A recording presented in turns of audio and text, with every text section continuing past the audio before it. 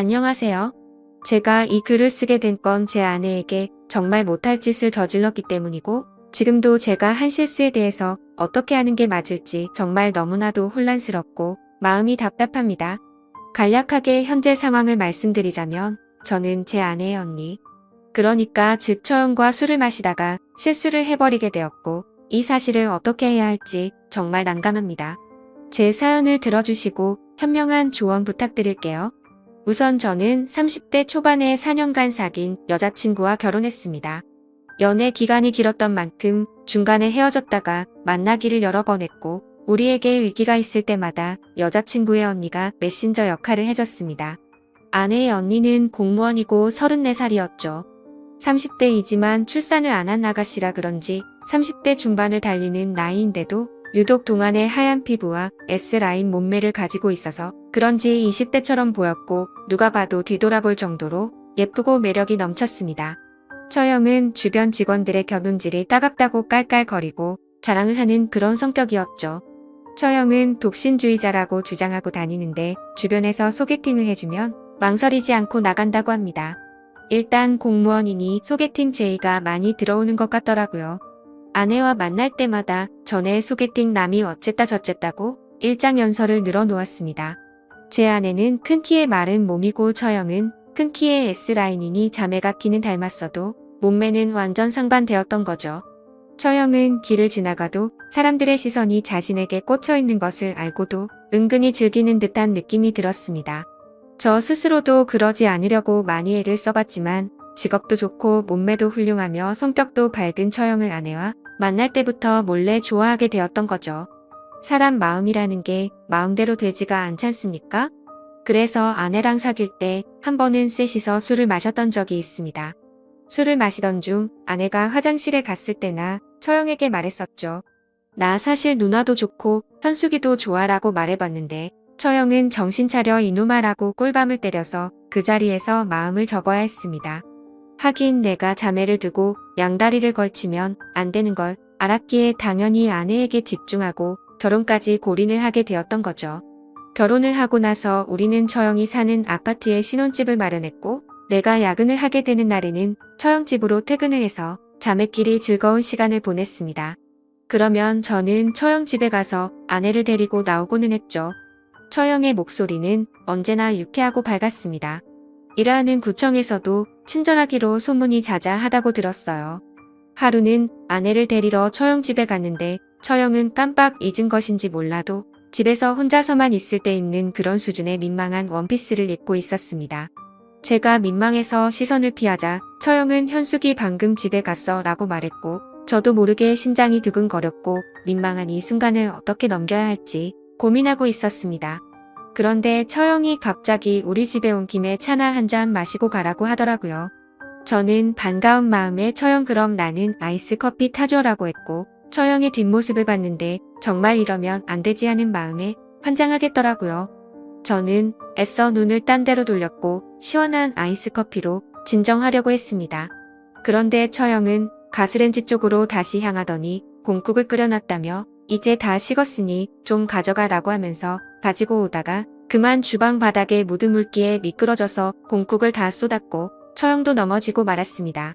그런 처형을 잡아주면서 일으켜줬습니다. 에구 어떻게 해. 많이 아프겠다. 왜 삼복더위에 공국을 끓여. 퇴근하면 좀 쉬지라고 하면서 얼른 키친타올을 가져와서 처형의 옷을 툭툭 닦아주다가 처형의 몸에 살짝 스쳤던 거죠. 처형은 반사적으로 나 얼른 씻어야겠다라고 하며 서둘러서 욕실로 갔습니다. 그러면서 문을 살짝 열고서는 잘까. 나는 나 안 나간다 라고 하더라고요. 그래서 저는 난리가 난 주방을 수습하고 냄비도 닦아 놓았습니다.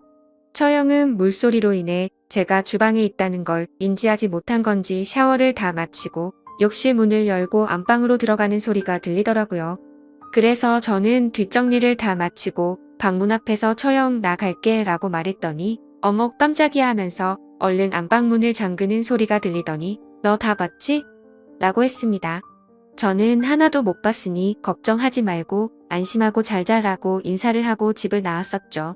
저도 진짜로 주방에서 뒷정리를 하느라 정신이 없었고 그냥 별 다른 생각이 없었습니다. 하지만 솔직히 그날 이후로 마음이 싱숭생숭했었죠. 예전에도 관심이 있었지만 최대한 스스로 마음을 다잡아가면서 처형을 잊고 지냈었거든요. 그리고 며칠이 지난 어느 주말에 아내는 지방에 사는 친구를 만난다고 나갔습니다. 저는 배달 음식을 시키려고 휴대폰을 보고 있었죠. 그런데 처형에게 전화가 왔습니다. 뭐 하고 있냐고 해서 아내가 약속이 있어서 나가서 밥 시켜 먹으려고 하고 있었다고 했죠. 그러자 안 그래도 현숙이가 너 밥 안 먹었으면 챙겨달라고 부탁했다며 오랜만에 우리나 술이나 한잔 하자고 하면서 집 밖으로 나오라고 했습니다. 근처 매운 등갈비찜 집에서 소주를 마셨는데 처형은 평소 주량이 소주 한 병 정도로 알고 있었죠. 그런데 그날따라 소주를 연거푸 마시더니 각자 3병이나 넘게 마셔서 만취 상태가 되었습니다. 그러자 형수는 술이 많이 취했는지 평소와 다르게 코맹맹이 소리를 내면서 애교를 부리는가 하며 말을 하다가 혀도 꼬이기 시작하더라고요. 뭐가 그렇게 좋은지 실실 웃더니 그만 테이블에 엎드리고 말았습니다. 그래서 저도 엄청 취한 나머지 더 마시다가는 큰일 나겠다 싶어서 술에 취한 처형을 부축하고 집으로 향하게 되었죠. 저는 처형이 사는 아파트의 현관 비밀번호를 알고 있었습니다. 왜냐하면 장인어른이 처형이 혼자 살고 있으니 비밀번호는 알고 있으라고 그래야 급한 일이 있을 때 처리할 수 있다고 하셨기 때문도 있었고 저와 아내 그리고 처형 셋이서 한 가족처럼 친하게 지내고 있었기 때문에 그게 별 대수롭지 않다고 생각을 했었었죠. 그래서 능숙하게 현관문을 열고 들어가서 처형을 침대에 눕혔습니다. 처형은 술에 만취해서 깊은 잠을 자더라고요. 그런데 갑자기 술이 확 깨는 기분이 들었습니다. 얼마 전 있었던 감정도 되살아나고 뭔가 기분이 묘하더라고요. 그래서 얼른 집으로 가야겠다고 생각하고 일어나려고 하는데 처형이 너 어디 가 이렇게 취한 목소리로 말했습니다. 순간 이게 무슨 일인가 했더니 처형은 취해서 말을 이어가더라고요. 너 나 좋아한다는 거 다 뻥이지? 이러더라고요. 그 말을 듣자마자 처형도 나에게 관심이 있어서 나에게 술을 먹자고 했던 거구나 생각하게 되었죠. 결국 정말 술에 취해서였던 건지 저는 제 마음을 숨길 수가 없었고 사실대로 다 말했습니다. 그리고 결국 사고를 치고야 말았던 거죠. 그렇게 저는 아내가 돌아오기 전에 집으로 올라갔고 아내는 자정이 다 되어서 집에 들어오더라고요. 터미널에서 세련된 가방이 있어서 저를 주려고 사왔다고 했습니다. 이어서 언니 옷도 사왔는데 직접 줘야겠다고 하며 콧노래를 부르는데 아내는 친구를 만나 스트레스를 잘 풀고 온 것 같더라고요. 그 모습을 보고 있으니 죄책감이 몰려왔고 정말 내가 무슨 짓을 한 거지 하는 생각에 머릿속이 혼란스러웠습니다. 정말 아무 일도 없었다는 듯이 보내려고 했지만 그게 안 되더라고요.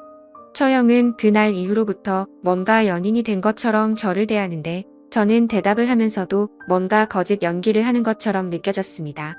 솔직히 말해서 앞서서도 말했듯이 저는 아내도 좋고 처형도 좋은 게 제 마음이거든요. 그런데 이걸 아내가 알게 되면 어떤 일이 벌어질까 그게 걱정이 되는 게 가장 큰 고민입니다. 신기한 게 처형은 셋이 같이 있어도 아무렇지 않은 척 하는데 진짜 연기자가 아닌가 싶을 정도였죠. 그러면서도 뒤에서는 저와는 다른 연인들처럼 아무렇지 않게 지내고 있습니다. 행복하긴 한데 너무 두렵다고나 할까요?